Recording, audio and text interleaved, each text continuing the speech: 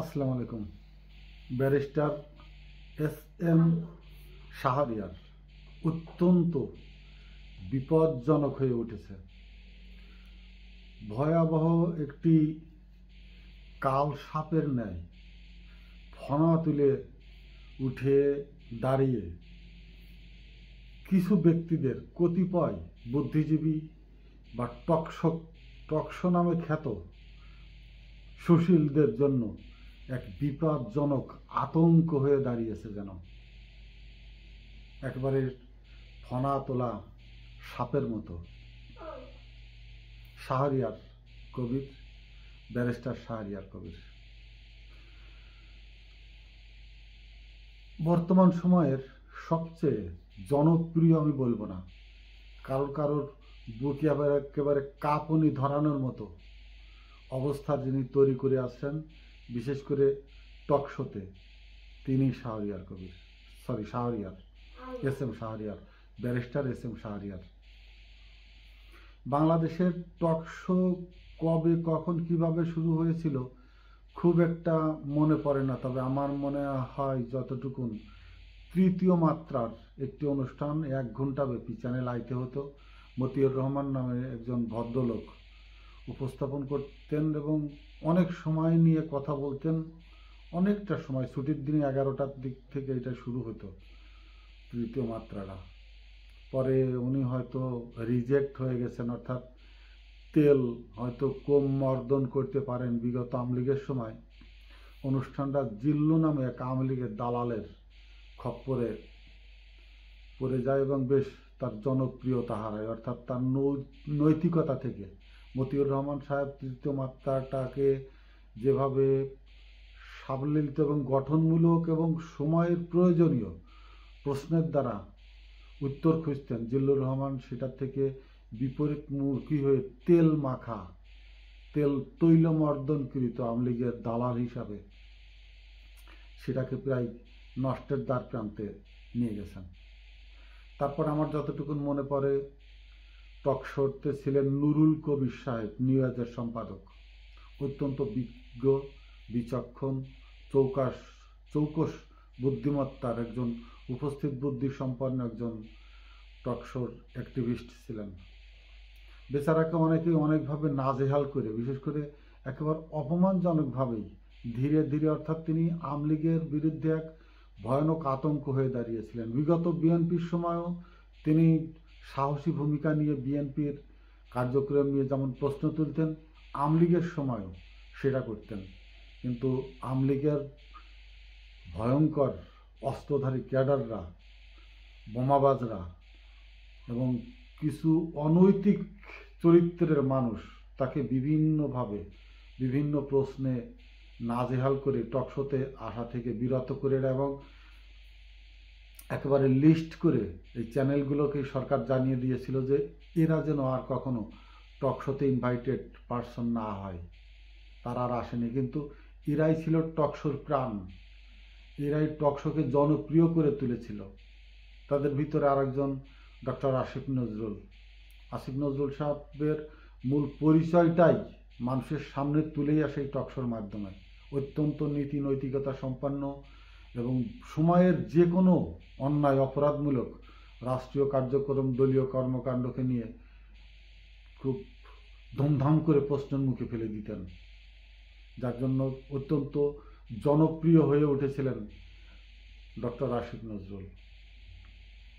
ইদানিং জুলাইয়ের অভ্যুত্থানের পর আমরা সেই সব মুখ খুব একটা দেখিনি। হয়তো নুরুল কবির সাহেবকে আসছেন না, অথবা যাদের সাথে তিনি বসে কথা বলতে চান তার মতো সমমনা জ্ঞান সম্পন্ন ব্যক্তিরও অভাব রয়ে গেছে। কারণ এখন যারা টকশোর ব্যবসা করে, টকশোকে যারা ব্যবসায়িক হিসাবে এবং রাজনৈতিক দলের এজেন্ডা হিসাবে নিয়ে দলের কাছে কিছুটা ভৃত্যের পরিচয় দেওয়ার চেষ্টা করে, অপচেষ্টা করে নিজেকে চামচামের শীর্ষ পর্যায়ে নিয়ে যাওয়ার জন্য, এই জায়গাগুলো হয়তো এনাদের পছন্দ হয় না, এই জন্য হয়তো ইন্দ্রা আসতে চান না।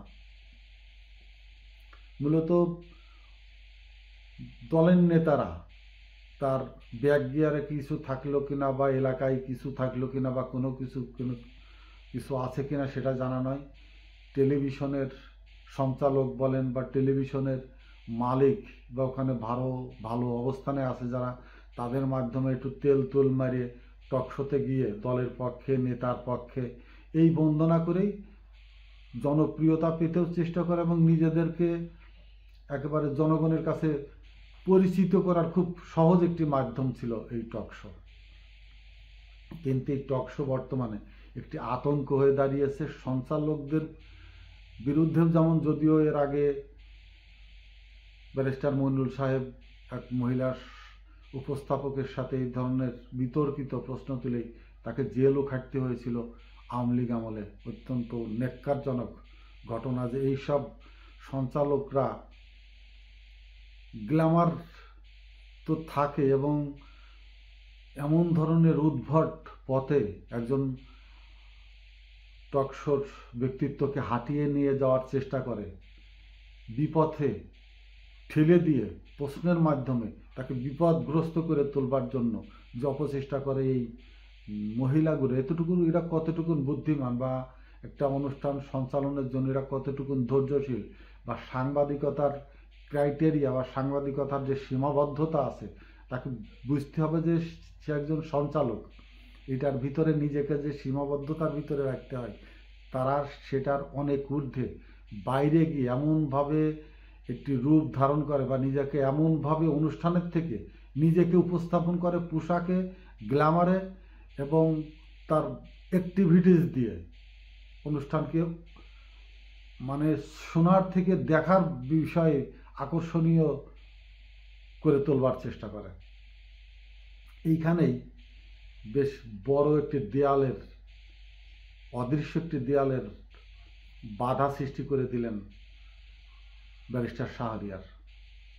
অনেকে আমি দেখি ইউটিউবে যারা এই ধরনের কথা বলেন তাদের পিছনে অনেক বুক সেলফে খুব মোটা দামি অনেক নামকরা প্রথিত যশা লেখকদের বই সাজানো থাকে।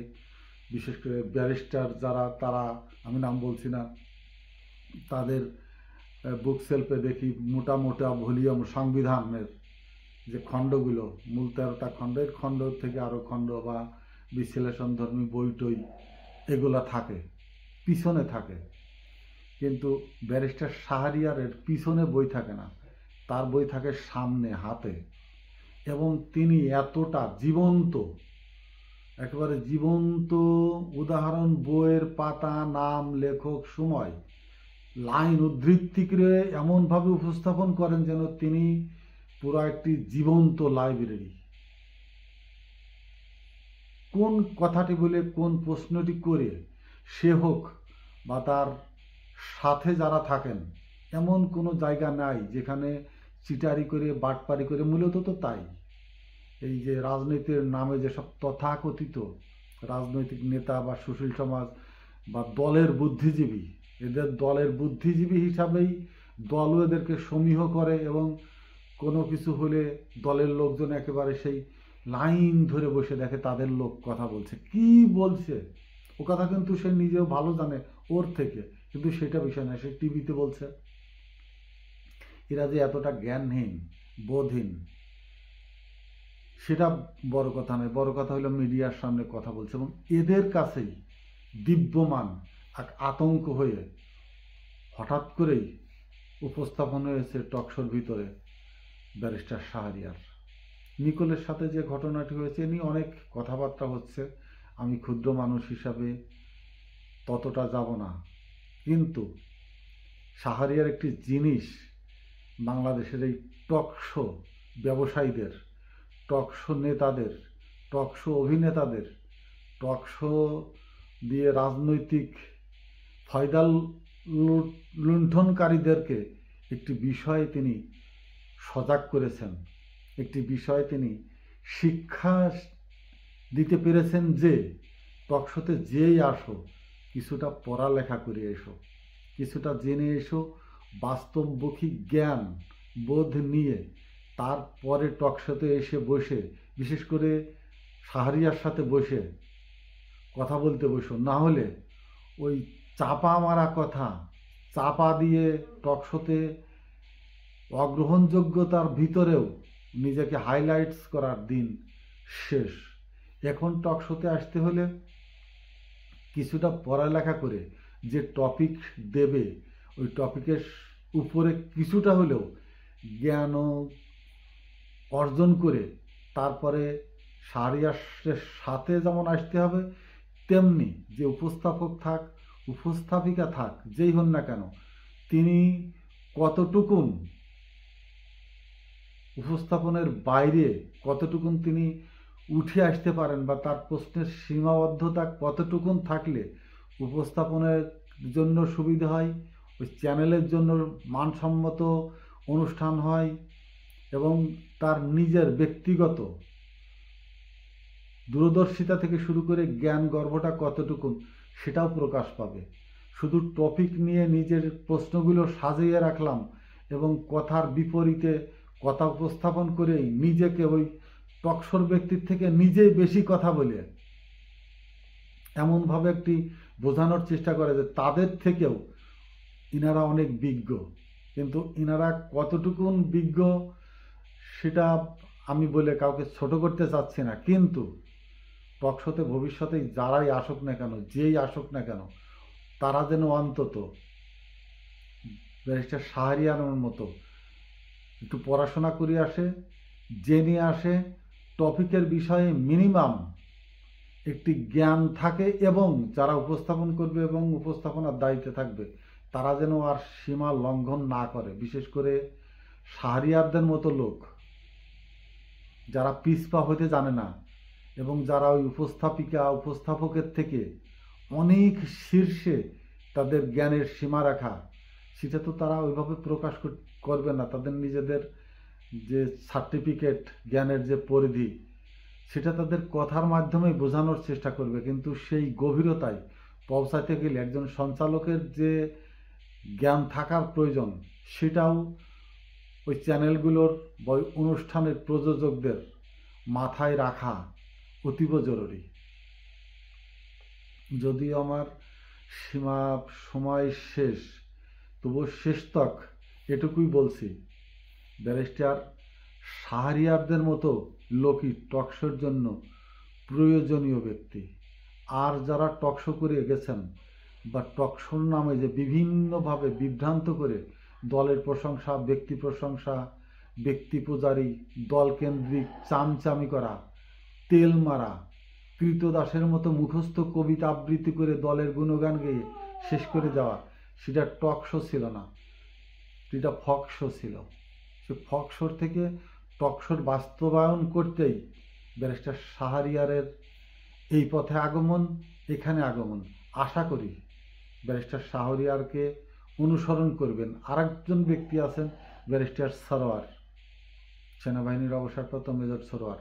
এনাদেরকে আনে না, কারণ ইনরা এতটা উচিত ন্যায়সঙ্গত কথা উপস্থাপন করে বসে যে ওই উপস্থাপকের বিপদে পড়তে হয় যেমন, তেমন ওই চ্যানেলটিও বিপদে পড়ে যেতে পারে। এই ধরনের কথা সত্যটা এরা সামনে টেনে নিয়ে আসে। এই জন্য তেল মারা বাদ দিয়ে দেশের পক্ষে, মানুষের পক্ষে, ন্যায়ের পক্ষে, ইনসাফের পক্ষে এবং বর্তমান সময়ের সাধারণ মানুষের সেন্টিমেন্টের পক্ষে যারা কথা বলবেন, জ্ঞান সম্পন্ন, মেধাবী, দূরদর্শিতা সম্পন্ন এবং দর্শন ভিত্তিক তথ্যোপাত্য নিয়ে যারা সামনে উপস্থাপন করতে সক্ষম, এমন ব্যক্তিদেরকেই সামনে আনুন। এই প্রত্যাশা রেখেই ব্যারিস্টার এস.এম. শাহরিয়ারকে ধন্যবাদ আমার পক্ষ থেকে, সংগ্রামী শুভেচ্ছা, এবং আশা করি তিনি পুরা টকশোর যে অতীত ছিল তার থেকে বের হয়ে নূতন টকশোর একটি আঙ্গিক বা পথ তৈরি করে দিয়ে যাবেন, যেখানে প্রকৃতপক্ষে জ্ঞানী, সুশীল, সভ্য, মেধাবী, দর্শনের প্রজ্ঞাবান ব্যক্তিরা এখানে আসবেন এবং জাতিকে কথার মাধ্যমে কিছুটা হলেও সজাগ, জ্ঞানসম্পন্ন এবং জ্ঞানতোষ বুদ্ধিমান নাগরিকদেরকে নাগরিক হিসাবে গড়ে তুলতে সহায় করবেন। ধন্যবাদ সবাইকে। আসসালামু আলাইকুম।